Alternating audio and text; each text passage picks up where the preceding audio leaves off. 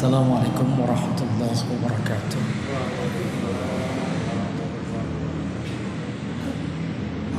Ma'asyiral muslimin wal muslimat, shaimin dan shaimat yang dimuliakan Allah.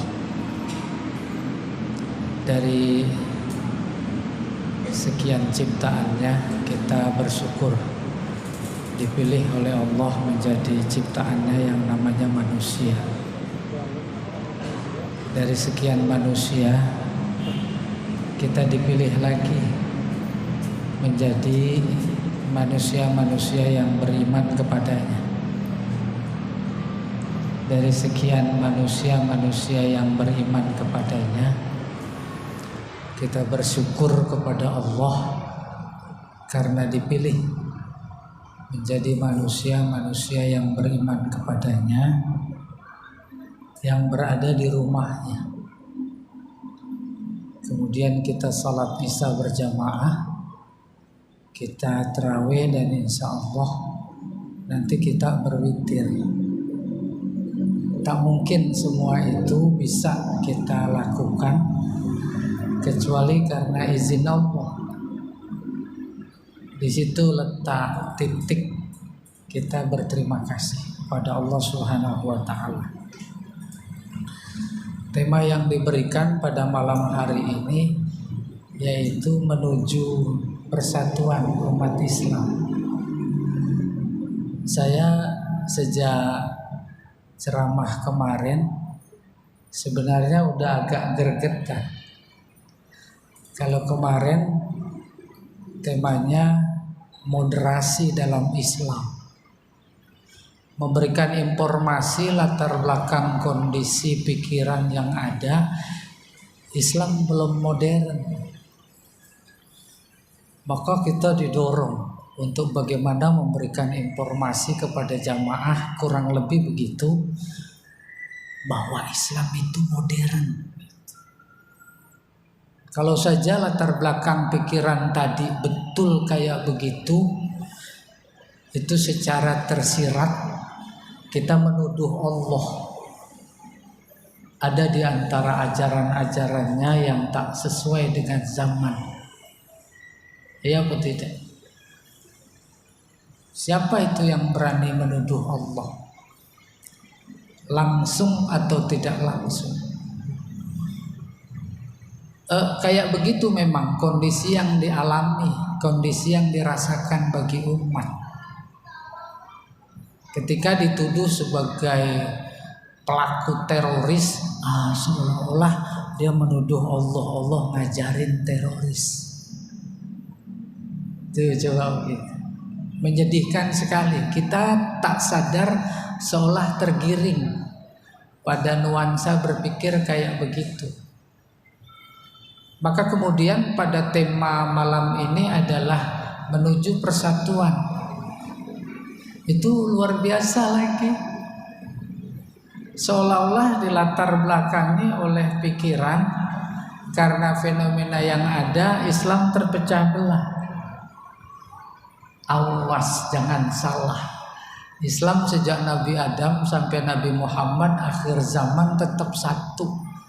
Tuhannya satu, kiblatnya satu, Al-Qur'annya satu.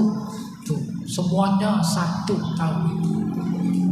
Oleh karena itu, kalau memang betul posisi pikiran kita ada dalam kondisi tidak kebersatuan, bukan Islamnya, tapi orang Islamnya harus dibedakan. Bahkan ada seorang profesor di UIN dulu dalam seminar sejarah mengkritik keras. Padahal seminarnya sejarah Islam. Fenomenanya, faktanya sejarah Islam tuh berdarah-darah. Iya apa tidak? Ada perang Siffin, ada perang ini, perang itu, berdarah-darah. Akhirnya tak diduga seorang profesor itu mengkritik keras. Itu bukan sejarah Islam, itu sejarah umat Islam. Iya apa tidak? Tak terasa kita tergiring, tak terasa. Tapi terlepas dari itu semua, tidak apa-apa. Pada kesempatan ini sama-sama kita melihat Al-Quran. Umpamanya dalam surat Al-Baqarah ayat 213, Allah menginformasikan kanan nasu ummatan wahidah. Dulu manusia itu satu umat. Manusia bukan cuma Islam yang disebutkan. Manusia satu umat. Lalu Al-Jazairi dalam tafsirnya Aisarut Tafasir, maksudnya satu umat, satu agama. Maksudnya satu agama yaitu di zaman Nabi Adam sampai datang Nabi Nuh, itu satu umat. Satu umat maksudnya satu agama maksudnya adalah semuanya Islam. Belum ada kemusyrikan, belum ada. Baru kemudian Nabi Adam meninggal, wafat. Nah, sepeninggalan dia muncul kemusyrikan.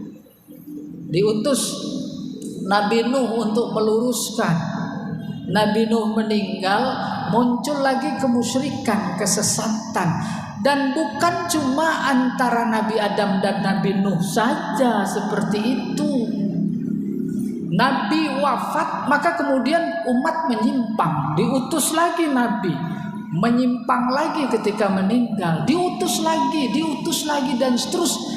Akhirnya zaman Nabi Muhammad meninggal, itu ada banyak kesesatan apa tidak? Kayak begitu. Yang ingin disampaikan pada kesempatan ini kata ummah. Ummah selama ini dipahami oleh masyarakat yaitu kelompok. Tidak salah, tapi makna awalnya bukan kelompok. Asal katanya dari ummun.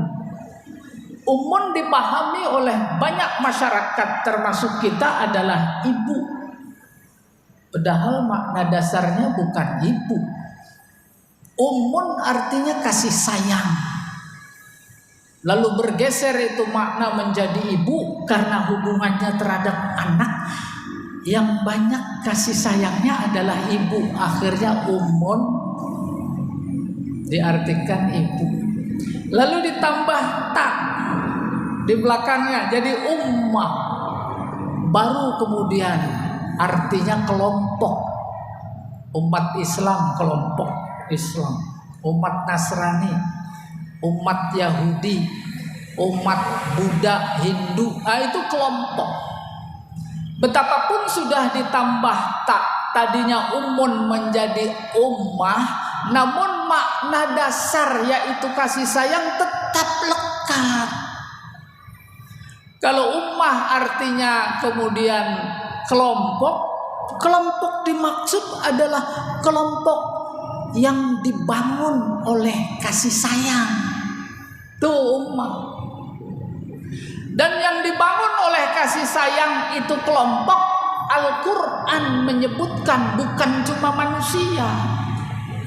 Binatang juga berkelompok dibangun oleh kasih sayang. Maka Allah berfirman, "Wa ma min dabatin fil ardi wala tayrin yatiru bijanahihi illa umamun amsalukum." Semua binatang melata di muka bumi termasuk burung yang terbang dengan dua sayapnya, mereka semuanya adalah umat seperti kalian. Kembali ke pokok persoalan, kanan nasu ummah wahidah. Makna pertama oleh mufassir satu agama. Tapi makna yang kedua ditemukan lagi dalam tafsir Al-Baghawi atau umpamanya Wahbah Zuhaili. Betapapun ummah adalah kelompok, bisa jadi maksudnya adalah satu orang. Menjadi berkaitan erat dengan surat An-Nisa ayat 1. Ya ayuhan nas Ittaqu rabbakumul ladzi khalaqakum min nafsin wahidah. Satu. Wahai manusia, takwalah kepada Tuhan kalian yang menciptakan kalian dari satu jiwa. Satu jiwa tak lain dan tak bukan. Semua mufassir mengatakan itu dia Adam. Wa khalaqa minha zaujaha. Lalu diciptakan darinya. Nah, ini menjadi penting diinformasikan yang benar. Selama ini dipahami Hawa itu diciptakan dari tulang rusuk. Baca lagi tafsirnya Wahbah Zuhaili. Ada kata yang dibuang. Wa khalaqa min jinsi khalqiha. Hawa diciptakan dari jenis yang sama dengan penciptaan Adam, yaitu tanah. Sebab kalau dipahami bahwa Hawa atau perempuan diciptakan dari tulang rusuk, menjadi berseberangan dengan hadis Nabi kullukum min Adam wa Adam min turab. Semuanya. Bukan itu yang ingin disampaikan dalam konteks tema. Min nafsi wahidah wa khalaqa minha zaujaha wa bassa minhuma rijalan katsira wa nisaa. Dari keduanya maka bertebaran anak cucu, keturunan yang kemudian disebut oleh Allah sebagai Bani Adam. Bersuku-suku, berbangsa-bangsa, berbeda budaya dan seterusnya. Akhirnya satu sama lain menjadi tidak saling kenal, bahkan bisa jadi bermusuhan. Allah sadar betul itu.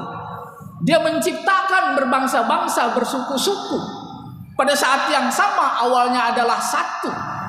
Sadar akan hal itu, manusia sebagai hambanya, makhluknya harus kembali bersatu, maka diturunkan agama. Agama itu pemersatu. Maka diantara kita sekarang umat Nabi Muhammad, siapa yang tidak beragama? Kalau beragama sudah pasti bersatu. Karena akidahnya satu, Tuhannya satu, kiblatnya satu, kitab sucinya satu.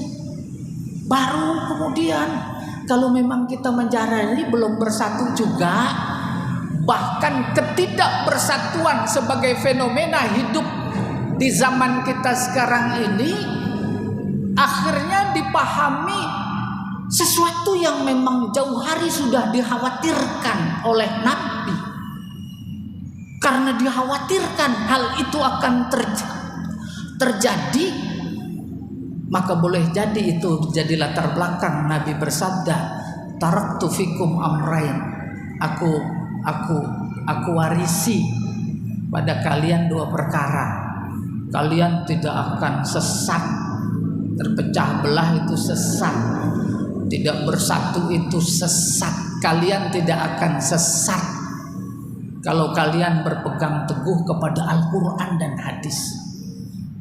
Kesimpulan, keterpecahan yang ada dalam tanda petik umpamanya secara jujur harus kita akui, karena kita memang tidak berpegang teguh kepada pedoman hidup yang memang disempurnakan oleh Allah. Al-yauma akmaltu lakum dan seterusnya. Kayak apa solusinya, jalan keluarnya? Mari kita pegang itu Al-Quran. Apa artinya kita pegang? Kita pahami fungsi sentral Al-Quran adalah petunjuk. Sudahkah kita memfungsikan Al-Quran sebagai petunjuk? Pedoman hidup, bukan cuma di dunia, tetapi juga di akhirat. Itu dia yang namanya menuju persatuan. Ma'asyiral muslimin rahimakumullah. Mudah-mudahan bisa kita tindak lanjuti dan mudah-mudahan kita sepakat. Maka kemudian menyingsingkan lengan baju, kita pegang Al-Quran erat-erat. Emang diantara pesannya waqtasimu bihablillahi jami'a wa la tafarraqu. Pegang teguh tali Allah. Tali Allah maksudnya agama. Agama maksudnya kitab sucinya. Billahi taufiq wal hidayah. Assalamualaikum warahmatullahi wabarakatuh.